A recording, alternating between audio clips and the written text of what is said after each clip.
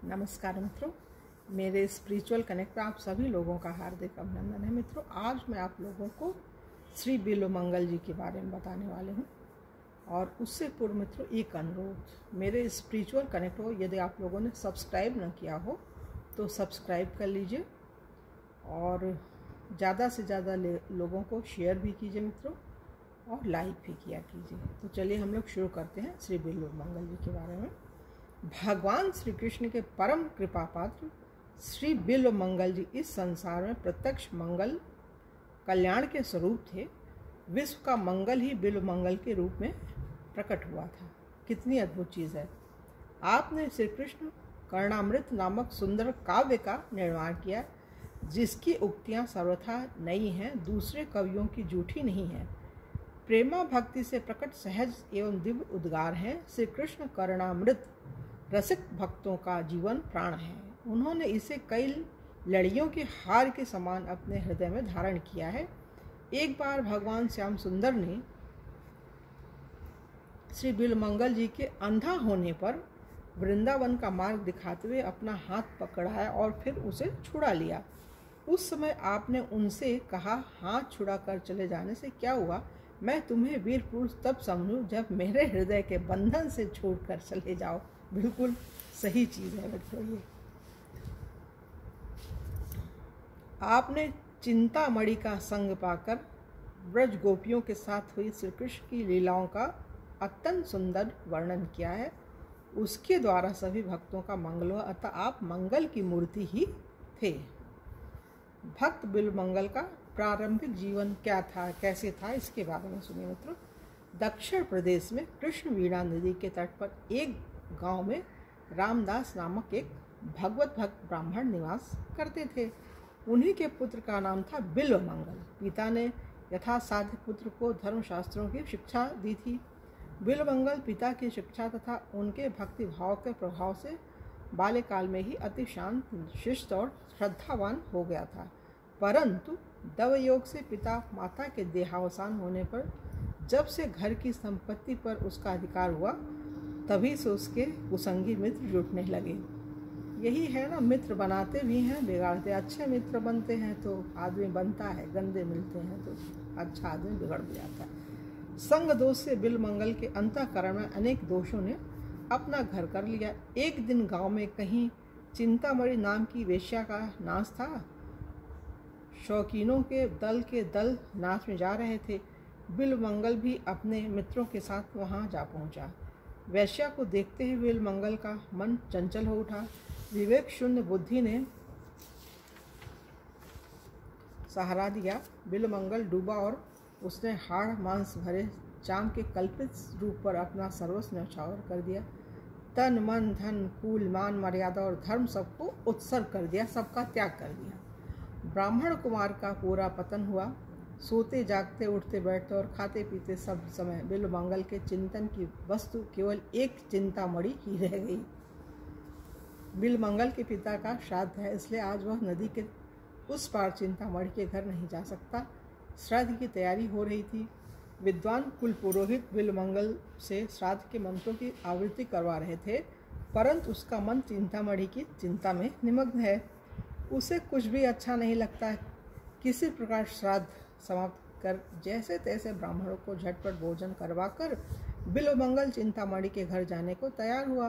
संध्या हो चुकी थी। लोगों ने समझाया कि भाई, आज तुम्हारे पिता का श्राद्ध है, वैश्या के घर नहीं जाना चाहिए। परंतु कौन सुनता था। उस तो कभी का धर्म कर्म से सुन्न हो चुका था। बिल्वमंगल दौड़कर नदी के किनारे पहुंचा। भगवान की माया अपार है। अकस्मात प्रबल वेग से तूफान आया और उसी के साथ मूसलाधार वर्षा होने लगी। आकाश में अंधकार छा गया।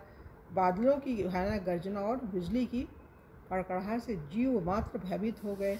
रात दिन नदी में रहने वाले केवटों ने भी नावों को किनारे बांधकर वृक्षों का आश्रय लिया, परंतु बिल्वमंगल पर इन सब का कोई असर नहीं पड़ा। उसने केवटों से उस पार ले चलने को कहा, बारंबार विनती की, उतराई का भी गहरा लालच दिया, परंतु मृत्यु का सामना करने को कौन तैयार होता। सबने इनकार कर दिया।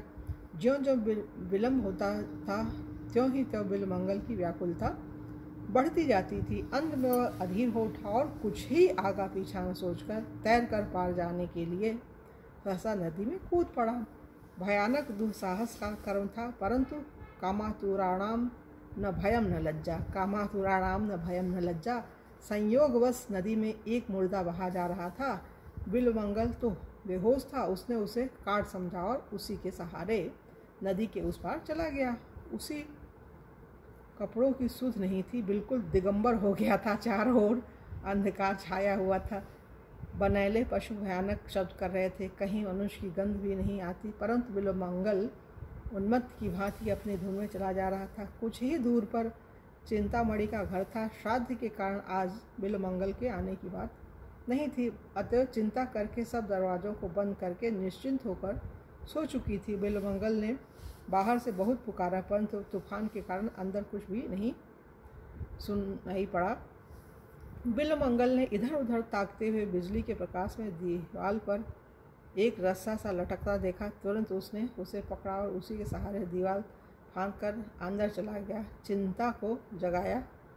वह तो उसे देखते ही स्तंभित सी रह गई। सारा शरीर पानी से भीगा हुआ, भयानक दुर्गंध आ रही है। उसने कहा, तुम इस भयावती रात में नदी पार कर के बंद घर में कैसे आए? बिल्वमंगल ने काठ पर चढ़कर नदी पार होने और रस्से की सहायता से दीवार पर चढ़ने की कथा सुनाई। वृष्टि थम चुकी थी। चिंता दीपक हाथ में लेकर बाहर आई। देखती है तो दीवार पर भयानक काला नाग लटक रहा है और नदी के तीर सड़ा मुर्दा पड़ा है। बिल्वमंगल ने भी देखा और देखते ही कांप उठा। चिंता ने भर्त्सना करके कहा, तू ब्राह्मण है? अरे आज तेरे पिता का श्राद्ध था, परंतु एक हाड़ मांस की पुतली पर तू इतना आसक्त हो गया कि अपने सारे धर्म कर्म को तिलांजलि देकर इस डरावनी रात में मुर्दे और सांप की सहायता से यहाँ दौड़ा आया। तू आज जिसे परम सुंदर समझकर इस तरह पागल हो रहा है, उसका भी एक दिन तो वही परिणाम होने वाला है जो तेरी आंखों सामने इस सड़े मुर्दे का है। धिक्कार है तेरी इस नीच वृत्ति को। अरे यदि तू इसी प्रकार उस मनमोहन श्याम सुंदर पर आसक्त होता, यदि उससे मिलने के लिए यूँ छटपटा कर दौड़ता, तो अब तक उसको पाकर तू अवश्य कृतार्थ हो चुका होता। वैश्या की वाणी ने बड़ा काम किया। बिल्वमंगल चुप होकर सोचने लगा। बाल्यकाल की स्मृति उसके मन में जाग उठी। पिताजी की भक्ति और उनकी धर्मपरायणता के दृश्य उसकी आंखों के सामने मूर्तिमान होकर नाचने लगे। बिल्वमंगल की हृदय तंत्री नवीन सुरों से बज उठी। विवेक की अग्नि का प्रादुर्भाव हुआ। भगवत प्रेम का समुद्र उमड़ा और उसकी आंखों से अश्रुओं की अजस्र धारा बहने लगी। बिल्वमंगल ने चिंतामणि के चरण पकड़ लिए और कहा, माता, तूने आज मुझको दिव्य दृष्टि देकर कृतार्थ कर दिया। मन ही मन चिंतामणि को गुरु मानकर प्रणाम किया और उसी क्षण जगत चिंतामणि की चारु चिंता में निमग्न होकर उन्मत्त की भांति चिंतामणि के घर से निकल पड़ा। बिल्वमंगल के जीवन नाटक की यवनिका का परिवर्तन हो गया। और अब इनके सात्विक जीवन के बारे में सुनो।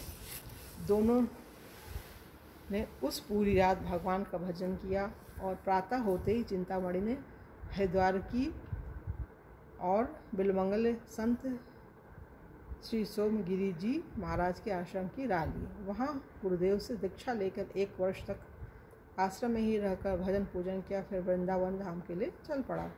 श्याम सुंदर की प्रेममयी मनोहर मूर्ति का दर्शन करने के लिए बिल्वमंगल पागल की तरह जगह जगह भटकने लगा। कई दिनों के बाद एक दिन अकस्मात उसे रास्ते में एक परम रूपवती युवती दिखाई पड़ी। पूर्व संस्कार अभी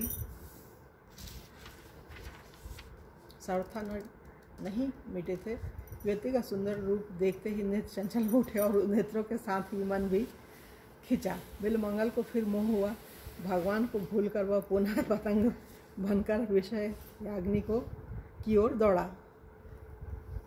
बिल्वमंगल युवती के पीछे पीछे उसके मकान तक गया। युवती अपने घर के सुंदर अंदर चली गई। बिल्वमंगल उदास होकर घर के दरवाजे पर बैठ गया। घर के मालिक ने बाहर आकर देखा कि एक मलिन मुख अतिथि ब्राह्मण बाहर बैठा है। उसने कारण पूछा। बिल्वमंगल ने कपट छोड़कर सारी घटना सुना दी और कहा कि मैं एक बार फिर उस व्यक्ति को प्राण भर कर देख लेना चाहता हूँ। तुम उसे यहाँ बुलवा दो। युवती उसी गृहस्थ की धर्मपत्नी थी। गृहस्थ ने सोचा कि इसमें हानि ही क्या है, यदि उसके देखने से ही इसकी तृप्ति होती हो तो अच्छी बात है। अतिथि वत्सल गृहस्थ अपनी पत्नी को बुलाने के लिए अंदर गया। इधर बिलमंगल के मन समुद्र तरह तरह की तरंगों का तूफान उठने लगा। जो एक बार अनन्य चित्त से उन अशरण शरण की शरण में चला जाता है, उसके योग क्षेम का सारा भार वे अपने ऊपर उठा लेते हैं। आज बिलमंगल को संभालने की भी चिंता उन्हीं को पड़ी। दीन वत्सल भगवान ने अज्ञानांध बिलमंगल को दिव्य चक्षु प्रदान किए। उसको अपनी अवस्था का यथार्थ ज्ञान हुआ। हृदय शोक से भर गया और न मालूम क्या सोचकर उसने उस पास के बेल के पेड़ से 2 कांटे तोड़ दिए। इतने में ही गृहस्थ की धर्म पत्नी वहाँ आ पहुँची। बिलमंगल ने उसे फिर देखा और मन ही मन अपने को धिक्कार देकर कहने लगा कि अभागी आंखें, यदि तुम न होती तो आज मेरा इतना पतन क्यों होता। इतना कहकर बिलमंगल हंसता और नाचता हुआ उन दोनों कांटों को दोनों आँखों में भोंक लिया, मतलब गड़ा दिया दोनों आँखों में उस कांटे को। आँखों से रुधिर की अजस्र धारा बहने लगी। बिलमंगल हंसता और नाचता हुआ तुमुल हरी ध्वनि से आकाश को गुजारने लगा। गृहस्थ को और उसकी पत्नी को बड़ा दुख हुआ, परंतु वे बेचारे निरुपाय थे। बिलमंगल का बचा खुचा चित्त मल भी आज सारा नष्ट हो गया और अब तो वह उस अनाथ के नाथ को अतिशीघ्र पाने के लिए बड़ा ही व्याकुल हो उठा। उसके जीवन नाटक का यह तीसरा पट परिवर्तित हुआ। और देखिए बिलमंगल भगवान की कृपा, बिलमंगल पर भगवान की कृपा कैसे हुई। परम प्रियतम श्री कृष्ण के वियोग की दारुण व्यथा से उसकी फूटी आँखों ने 24 घंटे आंसुओं की जड़ी लगा दी। न भूख का पता है, न प्यास का, न सोने का ज्ञान है और न जागने का। कृष्ण कृष्ण की पुकार से दिशाओं को गुंजारता हुआ बिलमंगल जंगल जंगल और गांव गांव में घूम रहा है। जिस दीनबंधु के लिए जानबूझकर आंखें फोड़ी, जिस प्रियतम को पाने के लिए ऐसा आराम पर लात मारी, वह मिलने में इतना विलम्ब करे, यह भला किसी से कैसे सहन हो। पर जो सच्चे प्रेमी होते हैं वे प्रेमास्पद के विरह में जीवन भर रोया करते हैं, सहस्त्रों आपत्तियों को सहन करते हैं, परंतु उस पर दोषारोपण कदापि नहीं करते। उनको अपने प्रेमास्पद में कभी कोई दोष दिखता ही नहीं। ऐसे प्रेमी के लिए प्रेमास्पद को भी कभी चैन नहीं पड़ता, उसे दौड़कर आना ही पड़ता है। आज अंध बिलमंगल श्री कृष्ण प्रेम में मतवाला होकर जहाँ तहाँ भटक रहा है, कहीं गिर पड़ता है, कहीं टकरा जाता है, अन्न जल का तो कोई ठिकाना ही नहीं। ऐसी दशा में प्रेम में श्री कृष्ण कैसे निश्चिंत रह सकते हैं। एक छोटे से गोप बाल के वेश में भगवान बिलमंगल के पास आकर अपनी मुनि मोहिनी मधुर वाणी से बोले, सूरदास जी, आपको बड़ी भूख लगी होगी, मैं कुछ मिठाई लाया हूँ, जल भी लाया हूँ, आप इसे ग्रहण कीजिए। बिलमंगल के प्राण तो बालक के उस मधुर स्वर से ही मोहे जा चुके थे। उसके हाथ का दुर्लभ प्रसाद पाकर तो उसका हृदय हर्ष के हिलोनों में उछल गया। बिलमंगल ने बालक से पूछा, भैया तुम्हारा घर कहाँ है, तुम्हारा नाम क्या है, तुम क्या क्या करते हो। बालक ने कहा, मेरा घर पास ही है, मेरा कोई खास नाम नहीं, जो मुझे जिस नाम से पुकारता है मैं उसी से बोलता हूँ। गौएं चराया करता हूँ, मुझसे जो प्रेम करते हैं मैं भी उनसे प्रेम करता हूँ। बिलमंगल बालक की वीणा विनिंदित वाणी सुनकर विमुग्ध हो गया। बालक जाते जाते कह गया कि मैं रोज आकर आपको भोजन करवा जाया करूँगा। बिलमंगल ने कहा, बहुत बड़ी अच्छी बात है, तुम रोज आया करो। बालक चला गया और बिलमंगल का मन भी साथ लेता गया। मनचोड़ तो उसका नाम ही ठहरा।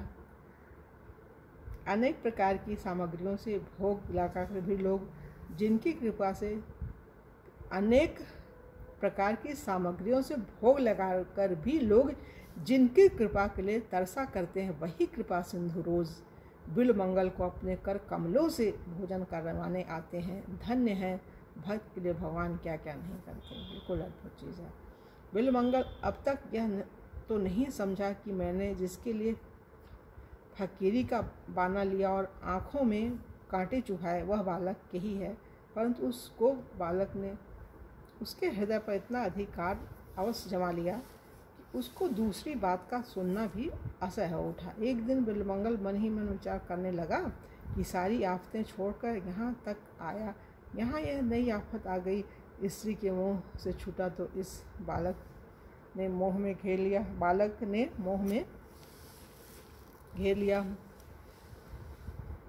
यह यूँ सोच ही रहा था कि वह रसिक बालक उसके पास आ बैठा और अपनी दीवाना बना देने वाली वाणी से बोला, बाबा जी चुपचाप क्या सोचते हो, वृंदावन चलोगे? वृंदावन का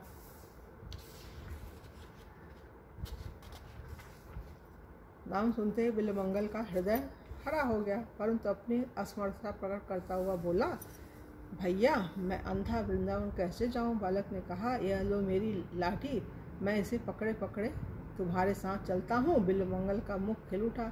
लाठी पकड़कर भगवान भक्त के आगे आगे चलने लगे। धन दयालुता, भक्त की लाठी पकड़कर मार्ग दिखाते हैं। थोड़ी सी दूर जाकर बालक ने कहा, लो वृंदावन आ गया, अब मैं जाता हूँ। बिल्वमंगल ने बालक का हाथ पकड़ लिया।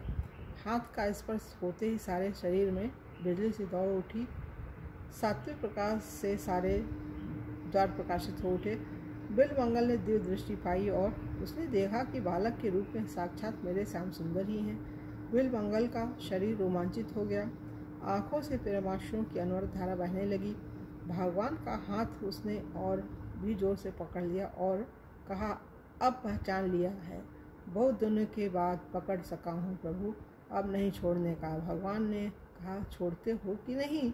बिल्वमंगल ने कहा, नहीं, कभी नहीं, त्रिकाल में भी नहीं है। भगवान ने जोर से झटका देकर हाथ छुड़ा लिया। भला जिनके बल से बलान्वित होकर माया ने सारे जगत को पद दलित कर रखा है, उसके बल के सामने बेचारा अंधा क्या कर सकता था? परंतु उसने एक ऐसी रज्जू से उनको बांध लिया ताकि जिससे छूट कर जाना उनके लिए बड़ी टेढ़ी खीर थी। हाथ छुड़ाए ही बिल्वमंगल ने कहा, जाते हो पर स्मरण रखो। हाथ छुड़ाते ही बिल्वमंगल ने कहा, जाते हो पर स्मरण रखो। भगवान नहीं जा सके, जाते भी कैसे, प्रतिज्ञा कर चुके हैं।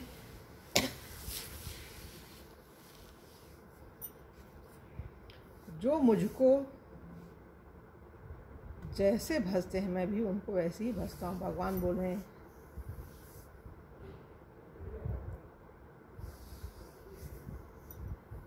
भगवान की प्रतिज्ञा है, ये यथा माम प्रपद्यन्ते ताम तथैव भजाम्यहम्। जो मुझको जैसे भजते हैं मैं भी उनको वैसे ही भजता हूँ। भगवान ने बिल्वमंगल की आंखों पर अपना कर कमल फिराया। उसकी आंखें खुल गईं। नेत्रों से प्रत्यक्ष भगवान को देखकर उनकी भुवन मोहिनी अनुरूप राशि के दर्शन पाकर बिल्वमंगल अपने आप को संभाल नहीं सका। वह चरणों में गिर पड़ा और प्रेमाश्रुओं से प्रभु के पावन चरण कमलों को धोने लगा। बिल्वमंगल और चिंतामणि का सौभाग्य, इसके बारे में अभी बिल्वमंगल का ही चल रहा है मित्र, सुनिए इसमें। भगवान ने उठाकर उसे अपनी छाती से लगा लिया। भक्त और भगवान के मधुर मिलन से समस्त जगत में मधुरता छा गई। देवता पुष्प वृष्टि करने लगे, संत भक्तों के दल नाचने लगे। हे नाम की पवित्र ध्वनि से आकाश परिपूर्ण हो गया। भक्त और भगवान दोनों धन्य हुए। वेश्या चिंतामणि, अब देखिए, वेश्या चिंतामणि गृहस्थ और उसकी पत्नी भी वहाँ आ गई। भक्त के प्रभाव से भगवान ने उन सबको अपना दिव्य दर्शन देकर कृतार्थ किया। तो मित्रों, यहाँ पर इनका बिल्वमंगल जी का ये पूरा हो रहा है। और कल की अगली वीडियो आप लोगों से पुनः किसी दूसरे भक्त के बारे में चर्चा करेंगे। तो तब तक के लिए जय हिंद, जय भारत, ओम शांति।